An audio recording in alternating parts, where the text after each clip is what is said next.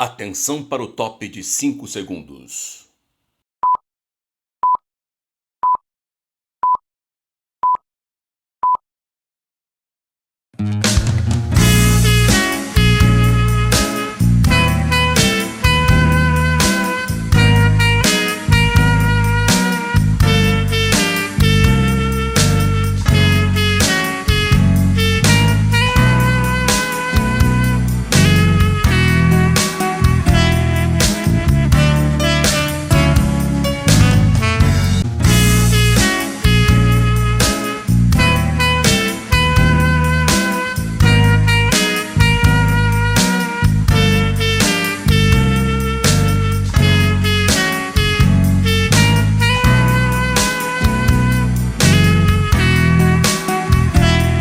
Oferecimento Toca das Doçuras, sua vida mais doce.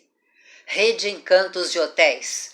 Encante-se com a hospedagem no litoral e Serra Gaúcha. Casa de Paolo, o melhor galeto do Brasil. Apoio Pet Mais, a pet do seu bairro.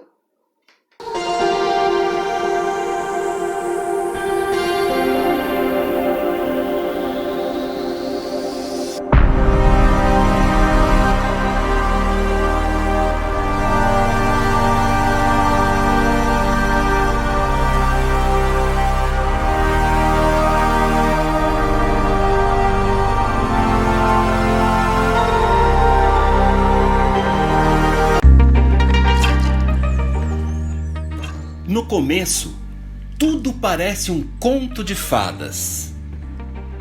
Aquela pessoa que você conheceu, com quem se identificou e observou inúmeras qualidades, despertando a paixão.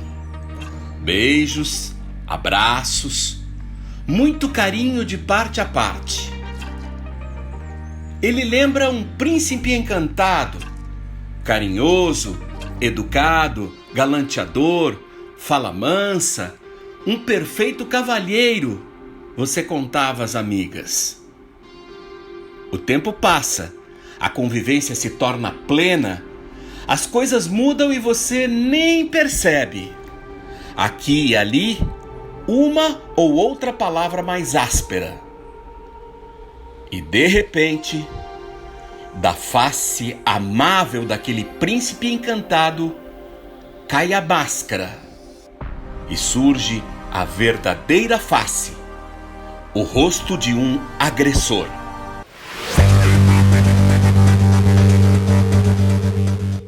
Vem o primeiro tapa. É o início do pesadelo. A falta de respeito que leva à violência é ampliada pela não reação e complacência da vítima. A violência, que até então era episódio isolado, vira regra.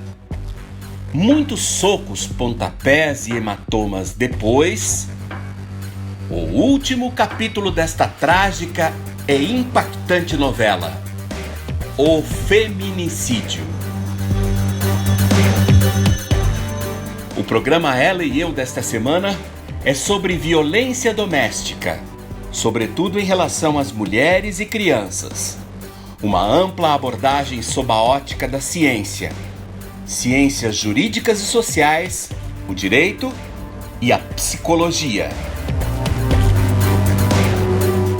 Nossa convidada de hoje é a doutora Madjely Frantz Machado, natural de Dom Pedrito, bacharel em Direito pela Urcamp, Universidade da Região da Campanha, em Bagé, juíza de Direito do TJRS desde julho de 1997, titular do primeiro juizado de violência doméstica e familiar contra a mulher de Porto Alegre, professora na Escola Superior da Magistratura do Rio Grande do Sul, a Júris, no Centro de Formação e Desenvolvimento de Pessoas do TJRS, SEJUD, e é formadora da Escola Nacional de Formação e Aperfeiçoamento de Magistrados, ENFAM, nas temáticas Questões de Gênero e Violência Doméstica e Familiar contra a Mulher, Lei Maria da Penha.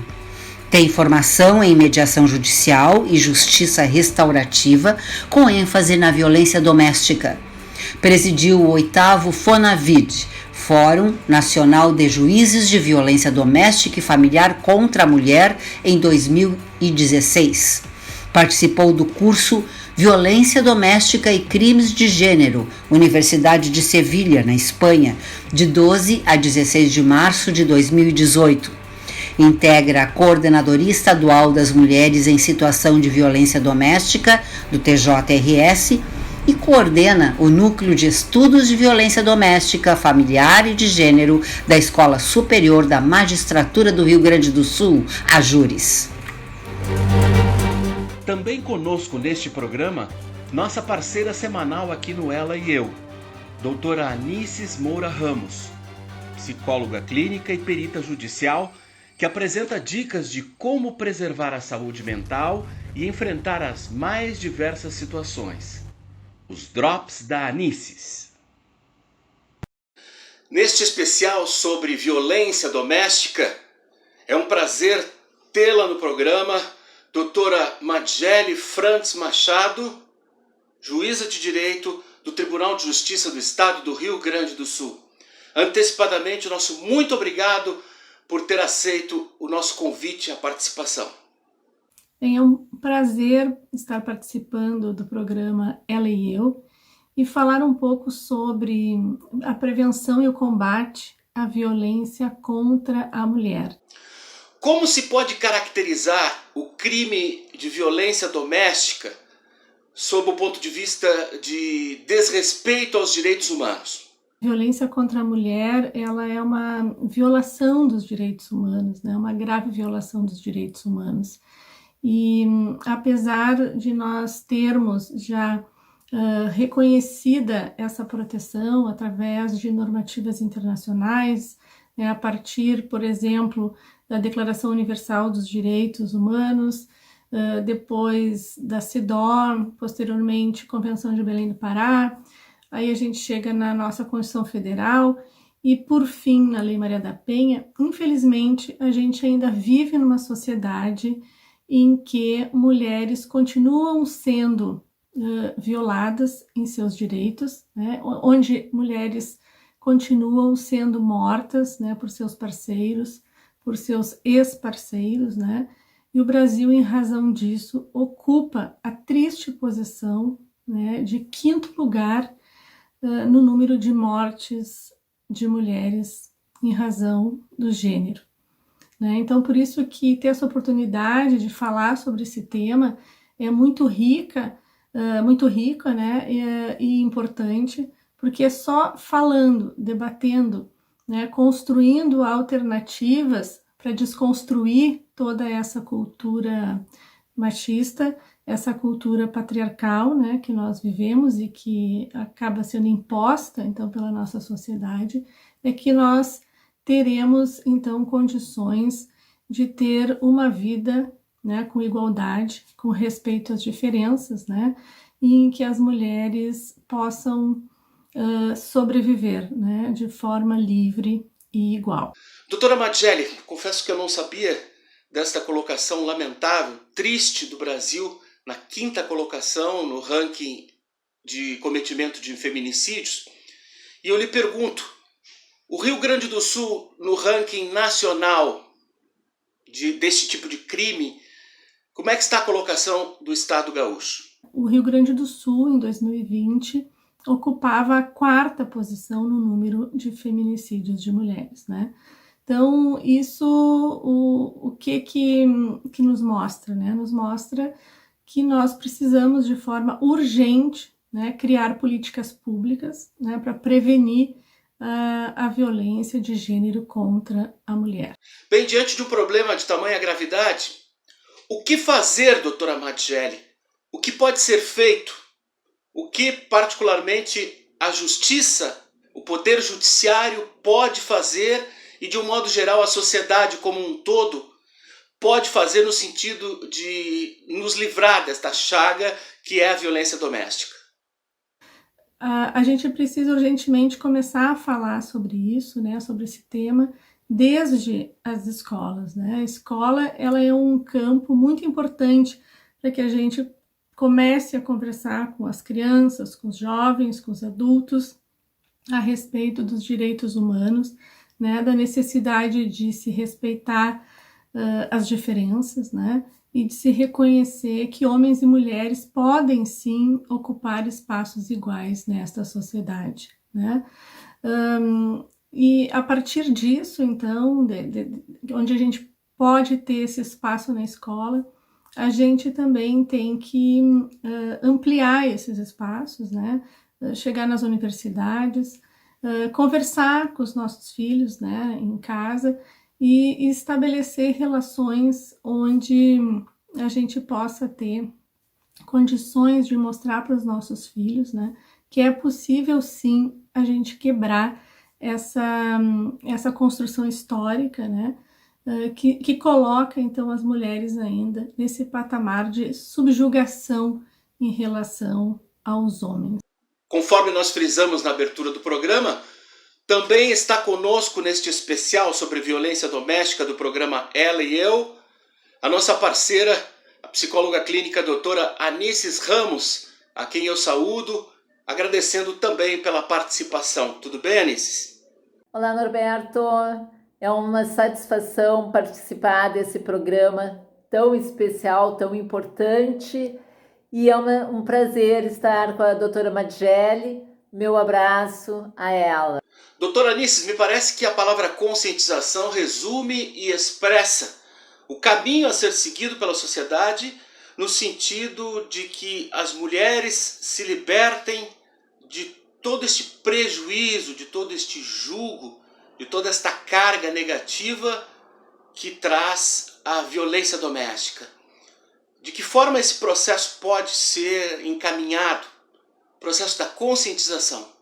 Que é algo que parece que acontece lá na Patagônia, bem longe de nós, mas que muitas vezes está dentro da nossa casa e por falta de conhecimento ou de negação, a gente acaba não reconhecendo ou não querendo reconhecer que se trata de um ato de violência. E muitas vezes a gente escuta as mulheres dizerem: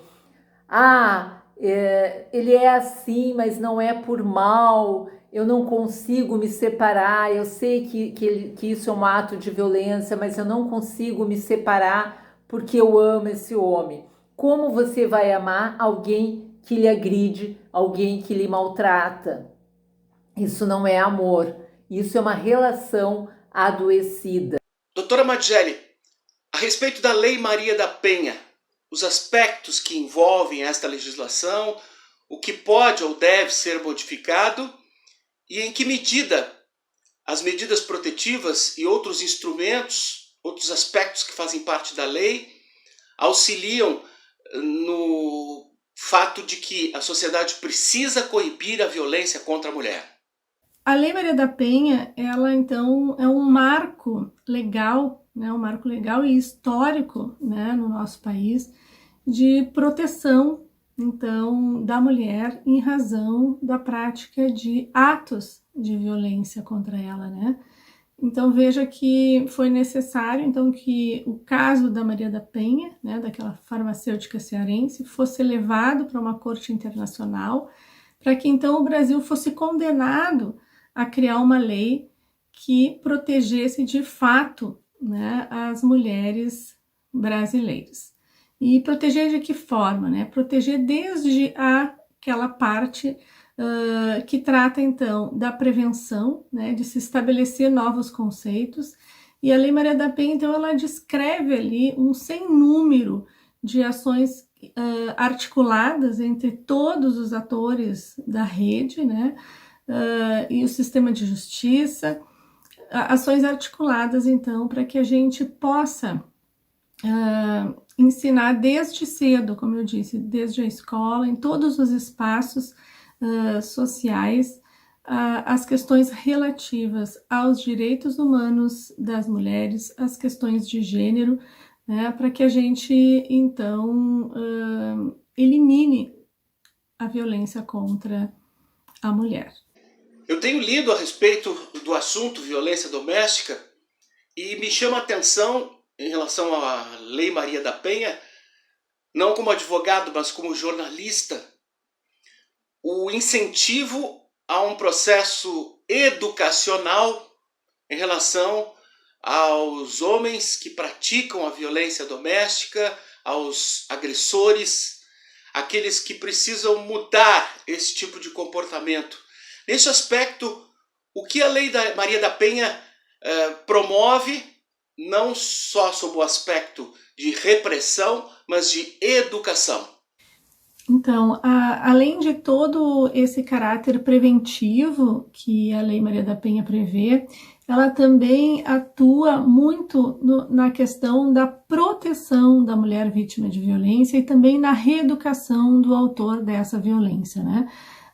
No que pertine à proteção, a gente pode falar muito especificamente das medidas protetivas de urgência, né? Que foi algo novo, muito novo na nossa legislação, e que consiste, então, em uma decisão que o juiz vai proferir, impedindo qualquer tipo de aproximação daquele ofensor em relação àquela vítima, afastando ele da residência, né, fixando eventualmente alimentos provisórios a serem pagos por ele em favor dos filhos menores, daquela mulher, né, que muitas vezes vai ficar desassistida porque justamente o homem era o provedor daquela família, né, a busca e a apreensão imediata de arma de fogo, né, no caso do autor da violência ser portador de arma de fogo, portar, até mesmo que seja o porte em razão da profissão, essa medida ela é determinada justamente para a proteção da ofendida, né? Aquela proteção que ela deve ser urgente. E também em benefício do ofensor, né? Seja, por exemplo, o encaminhamento dele para grupos reflexivos de gênero, a determinação de frequentar algum tipo de se submeter a algum tipo de tratamento em razão do uso de drogas ou da saúde mental. E o que é bastante importante, e eu gostaria de chamar a atenção aqui, é que as medidas protetivas, se descumpridas, né, elas já autorizam, esse descumprimento já autoriza o decreto de prisão preventiva por parte do juiz, né, porque se descumpre, também pratica o crime de descumprimento e pode ser preso.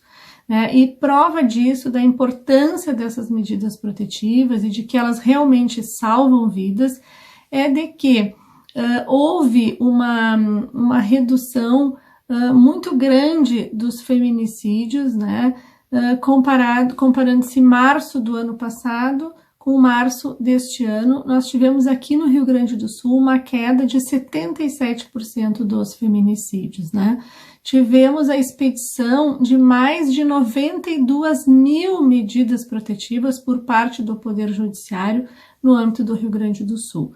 Então, veja-se que, de fato, se nós trabalharmos, né, de forma a empoderar aquelas mulheres, né, no sentido de elas irem fazer a denúncia na delegacia de polícia e postular as medidas protetivas, nós teremos sim a possibilidade de salvar aquelas vidas.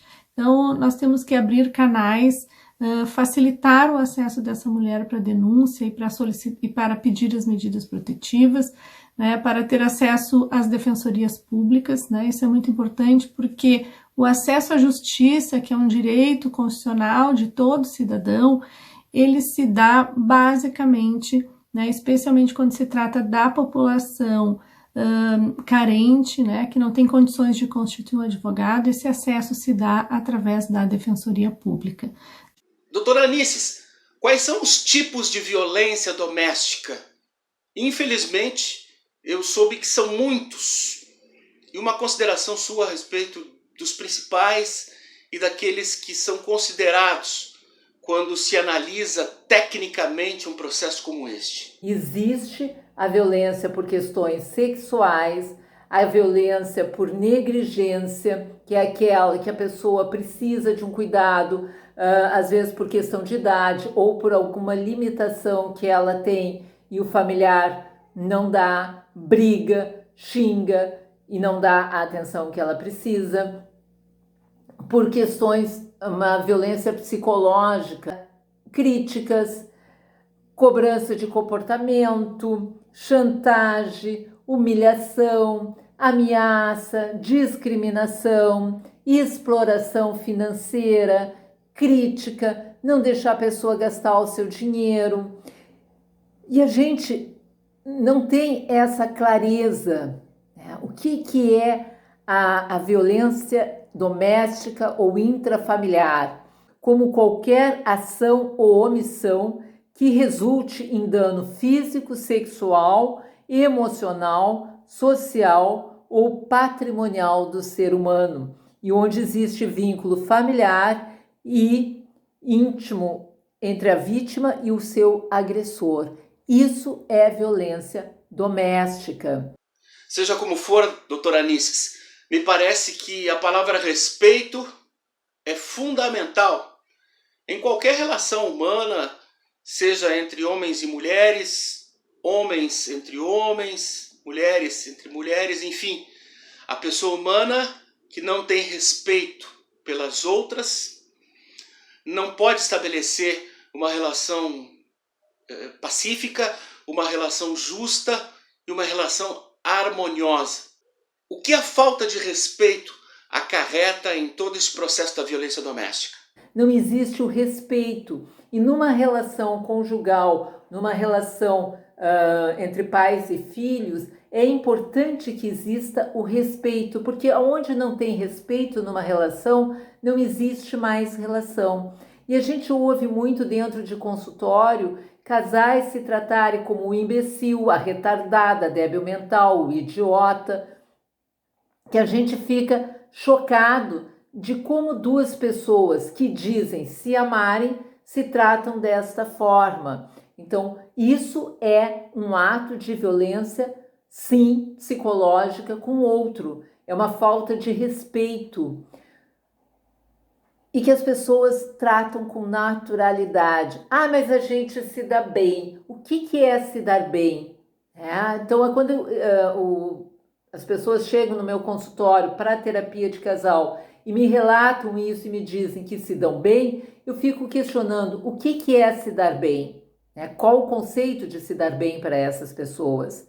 Então, nós precisamos ter claro que essa linha que separa o que é considerado saudável e o que é considerado violência é muito tênue. Aquele parceiro ou parceira que não lhe deixa sair de casa, que não quer que você tenha amigos, que quer que você esteja sempre ao lado dela, que lhe sufoca, isso é um ato de violência. Aquela pessoa que está sempre lhe criticando, que só aponta os seus pontos negativos, isso é um ato de violência. Que fica falando mal de você, lhe expondo, fazendo bullying, isso é um ato de violência. E a gente não pode se permitir a esse tipo de coisa. O que acontece? Muitas vezes as pessoas chegam e dizem, a gente mostra que é um ato de violência, a pessoa está tão acostumada a ser tratada daquela forma, porque o agressor, ele já destruiu a autoestima dela, ela já deveria ter uma autoestima baixa e por isso aceitou se relacionar com uma pessoa assim, e ele consegue colocar ela mais para baixo ainda, e essa pessoa não consegue se desvincular do agressor. Existe um ditado muito antigo que afirma: em briga de marido e mulher, ninguém mete a colher. Me parece que esse conceito está mudando.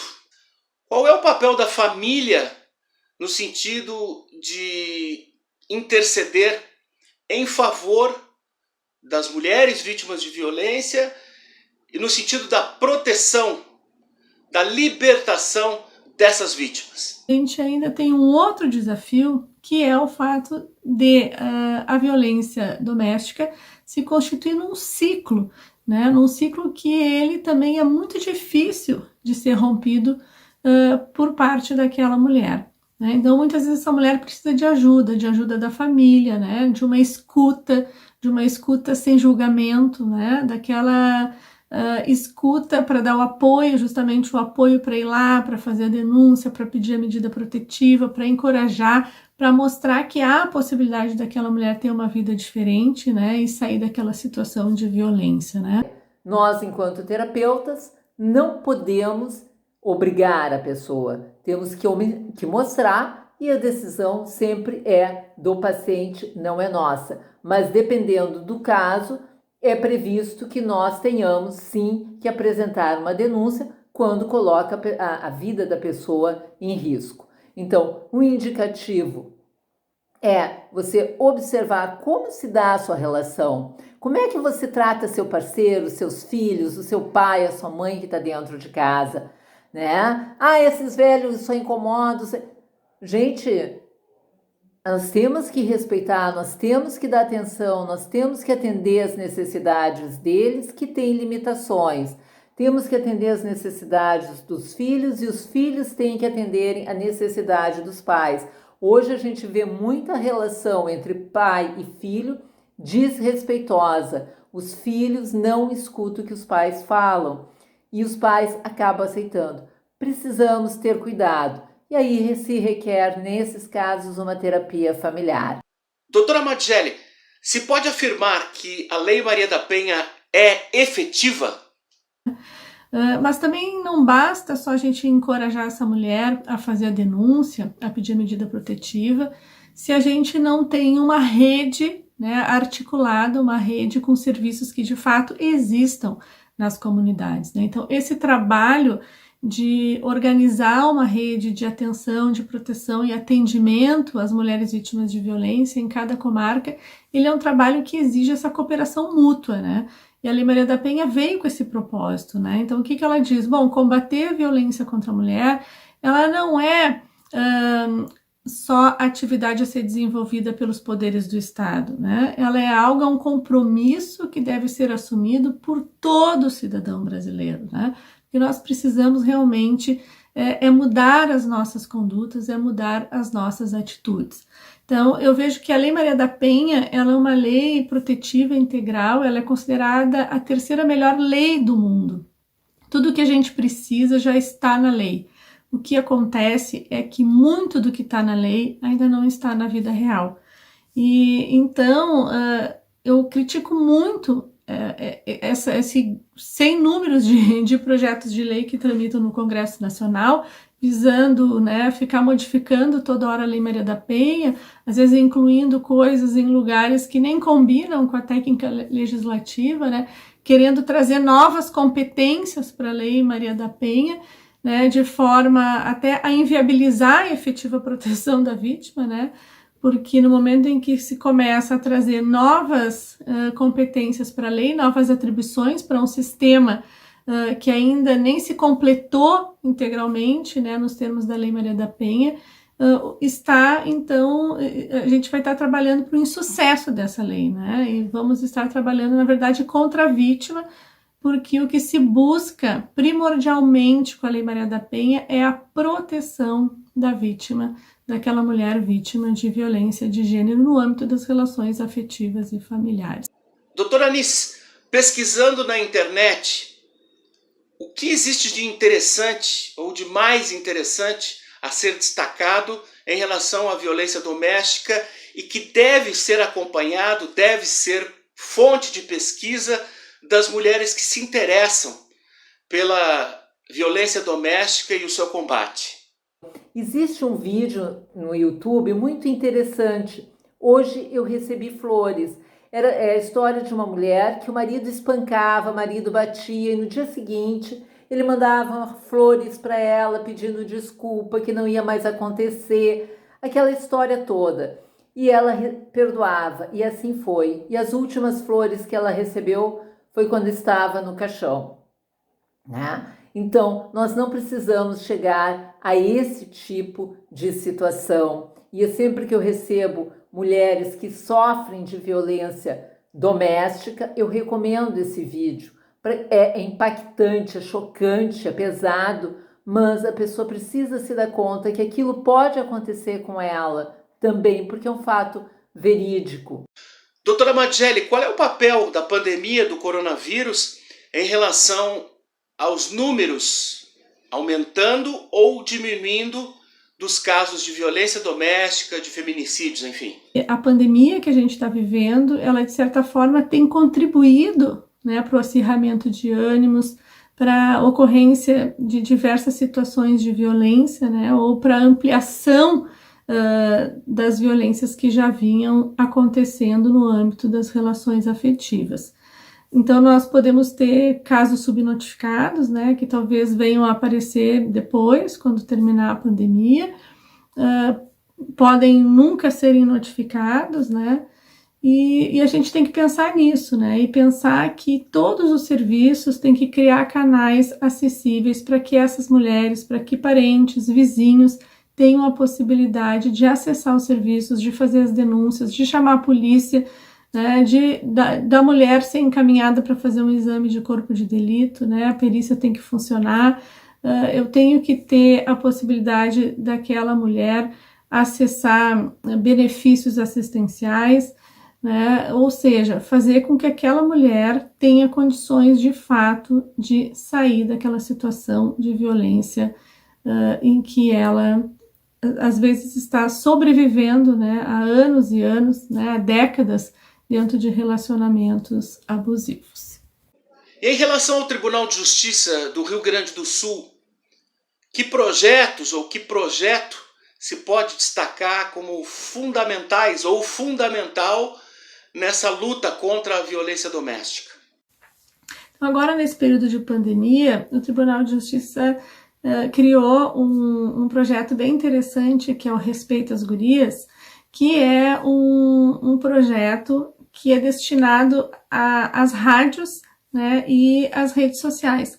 Então, foi uma forma que a gente pensou de poder atingir as mulheres nos mais determinados espaços, né, porque sempre tem aquelas mulheres que não têm acesso aos meios digitais, não tem internet, né, aquela mulher que vive no campo, né, ou aquela mulher que não sabe, né, manejar ali um celular ou uma rede social.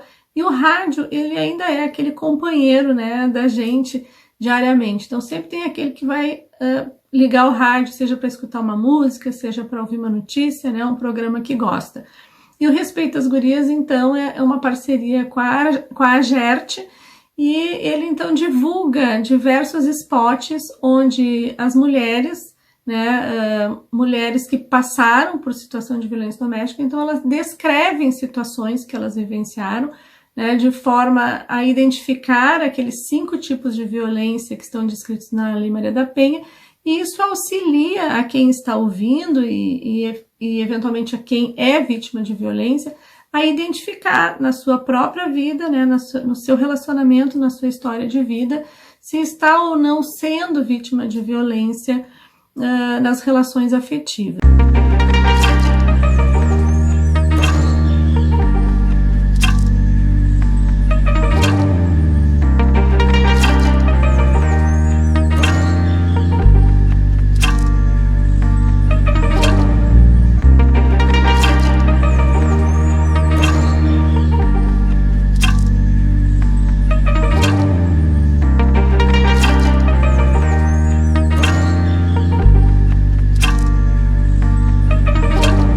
A gente está falando então da violência no âmbito da família, né, nós também temos que pensar que essa violência muitas vezes atinge outras pessoas vulneráveis, né, atinge idosas, atinge idosos, né, e atinge também muitas vezes as crianças. Então esse é o papel que nós dentro da família, tanto homens como mulheres, pais ou mães, temos que desempenhar, é um papel de extrema relevância, né? De estarmos atentos, de sermos os cuidadores, né? Os protetores dessas pessoas no âmbito da família, né? Especialmente das pessoas que se encontram nessas situações de vulnerabilidade, né? Então, tanto pai como mãe devem zelar, né, pelo bem-estar do seu filho. Esse não é um papel, né, que deve ser exercido especialmente pelas mães, né, até porque quando a gente acaba destinando papéis, né, para mãe, isso é só coisa de mãe, isso aqui é só coisa de pai, a gente vai estar reproduzindo justamente esses estereótipos que dentro da sociedade já determinam, né, papéis pré-estabelecidos, então para homens e mulheres, e é isso que a gente não quer. Então, Beto, eu quero agradecer a oportunidade de conversar um pouquinho contigo aqui no programa Ela e Eu, e fico à disposição para estar aqui em outra oportunidade para a gente continuar falando sobre esse tema, né, e trazendo sempre informações que são importantes para a sociedade e para que a gente possa pensar, né, que um mundo melhor, cheio de paz e de igualdade é possível sim. Né? Mãos à obra.